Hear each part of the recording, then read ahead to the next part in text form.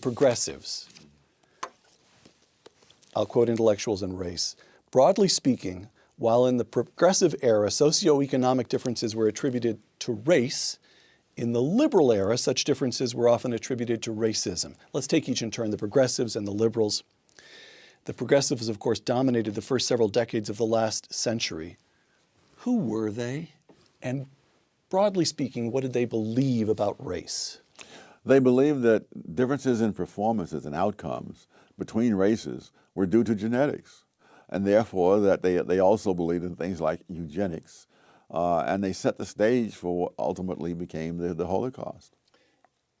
And why did they call themselves progressives? Or why did they come to be called progressives? Well, I guess they seem to think that they alone were interested in progress.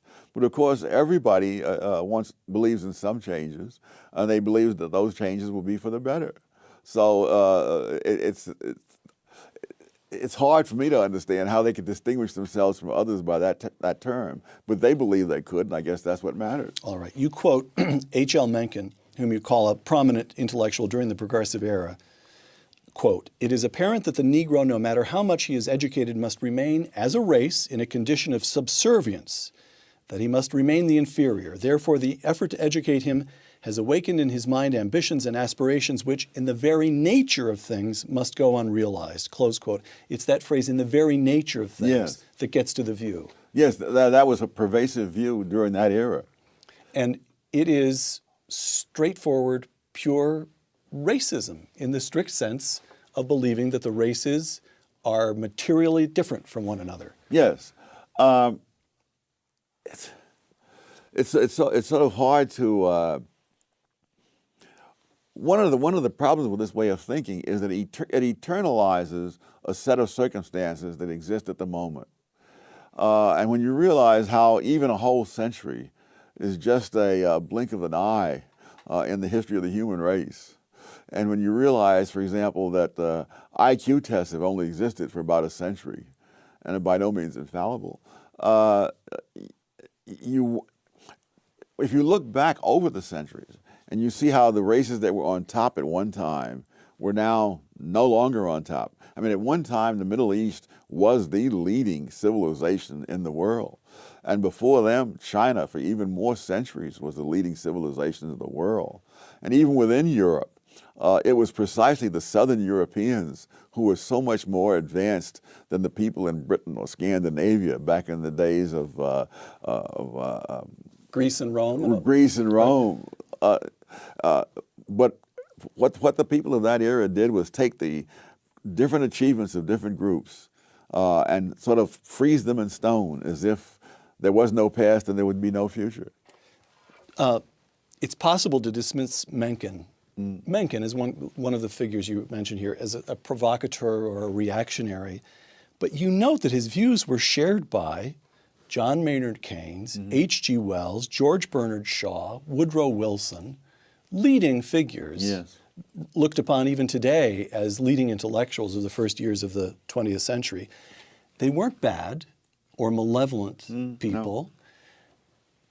Talk for a moment or two. They based, as best I can tell from the book, the IQ tests. They believed that they actually had objective evidence. They had proof of the differences between races arising from these intelligence tests that began to be given around the time of the First World War. Yes. Where do these tests come from? Well, different places. Some from Stanford, Terman, for example. But one of the people, Brigham, who was the author of the College Board Scholastic Aptitude Test, made the argument that these tests disprove the idea that Jews were very intelligent because they scored low on the Army mental test in the First World War. And now 7 years later, he finally comes out and says, that admits that his conclusion was without foundation because many of the immigrants who took that test were raised in homes where people didn't speak English. They didn't look into the data on blacks, my gosh, the amount of education that blacks had at that time was pathetic, and the quality was even worse. So one of the ironies that I found in going through these things in detail was that if you look at the Army tests, that blacks did much worse on very easy questions that required a knowledge of words than on much more difficult questions that did not. And so, for example, the questions were, tell which of the following are opposites. And they had things like black and white, night and day, up and down. And blacks got wiped out on those tests. And the reason is that how many of them knew what the word opposite meant at that point? Right. But the other tests, for example, required you to look at pictures of stacks of blocks, including some blocks you couldn't see, but which you had to infer from the shape of the stack and count them. And blacks didn't do nearly as badly on those tests. Got it. You also note that certain cultural groups scored especially low on abstract reasoning. It's not just African Americans. It's also Gaelic speakers in the Scottish Hebrides. It's Indians in South Africa. It's working class children in rural England. It's lower class youngsters in Venezuela. It's a particular culture that is perhaps too poor to have the time, as it were, or the intellectual resources to devote to abstract reasoning. I would look at it somewhat differently. You would? I would say that very often we try to explain, for example, why the Irish didn't do as well as the English. And the real question is, well, the real fact is that the Irish were much more typical of people around the world than were the English. And the real question is, why did the English do so much better? Why was there an industrial revolution on one island and not on the other? That's right. And I think the same thing here, that if you go far enough back in history, I suspect you'll find that most of the human race had no interest in abstractions. And so the question becomes, certain kinds of cultures do have a desire for to get into abstractions, and that becomes an enormous advantage to them. But I wouldn't try to explain why the others didn't do it, because the others were unfortunately what the majority of the people are like in the world, even today. All right. Liberals, intellectuals, and race. If minorities were seen as the problem during the Progressive era, the majority was seen as the problem during the liberal era that began after the Second World War. The central premise of liberal intellectuals for decades was that the racial problem was essentially inside the minds of white people. Explain that, Tom. Well, what Gunnar Myrdal, who did the classic study on this, said was that you didn't even have to look at what blacks did. You could only look at what the whites were thinking.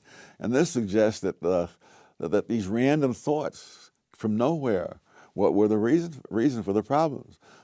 The problem was that different groups of people have been different in substance all around the world and for centuries, and that blacks and whites in the United States are no exception to that. And it's very hard to have a society where people with very different cultures coexist. Tom, you quote in Intellectuals and Race the famous black writer James Baldwin. He's writing in 1960, quote, "People in Harlem know they are living there because white people do not think they are good enough to live anywhere else. In a new housing project in Harlem, they naturally began smashing windows, defacing walls, and, you'll forgive me, but this is his language, urinating in the elevators," close quote. What's wrong with his thinking?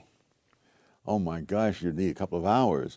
But it so happens I grew up in Harlem in the 1940s, 1950s, and you didn't expect to find people urinating in places where black people lived. In fact, there's very little attention given to the fact that the public housing of that era was radically different from the public housing of today. I remember we had a relative of ours got into some public housing. We were so proud because you had to have a certain character, a record, and so forth to get in. These were not places where you had dumping grounds for people who were at the bottom of the pile. There was no less discrimination in the 40s and 50s in the minds of white people toward black people when you were growing up in Harlem. That's right. And yet Harlem, I was just thinking about this the other day, that great Duke Ellington classic, Take the A Train. Yeah. The A Train was and remains, as far as I know, the subway train up the west side of Manhattan. Yes. It's what white people used to get to Harlem. Harlem Yeah. was an attractive place. It was a place of culture and excitement. So what was it then, if it wasn't in the minds of white people, what took place in Harlem in the 60s? I think the 60s was a period of general irrationality, and wherever there's irrationality, there are people who know how to turn that irrationality to their benefit. And you began to get some very opportunistic leaders who then began to say things that they knew to be false, but which they knew would advance their careers. Now, let me quote Intellectuals in Race one more time. Among the differences between the two eras, that is to say, the time you grew up in Harlem and the 60s, was that the intelligentsia, both black and white, became more prone in the later period to make excuses for moral squalor and barbaric behavior. Your words here. After such notions permeated the society, barbaric behavior and moral squalor became accepted norms within some segments, close quote. So you are not merely making the argument, I'm asking, that the liberal view that what was in their minds dictated the behavior of African Americans. That you're not merely making the view that liberals were mistaken. You're making the view that you're making the argument that they were culpable. Yes. And as I point out at a few places in the book, you can go to England and see the very same pattern emerging, including this pattern where kids in school who are trying to do well get beaten up by other kids.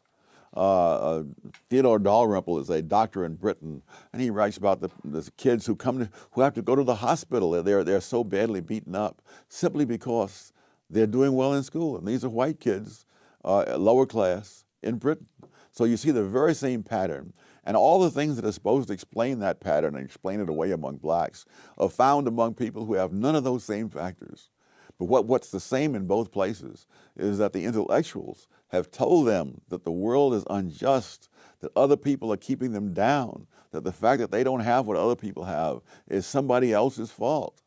And if you buy that vision, then of course there's no reason for you to do well in school, and you resent those who do well because they've bought into the enemy's way of thinking.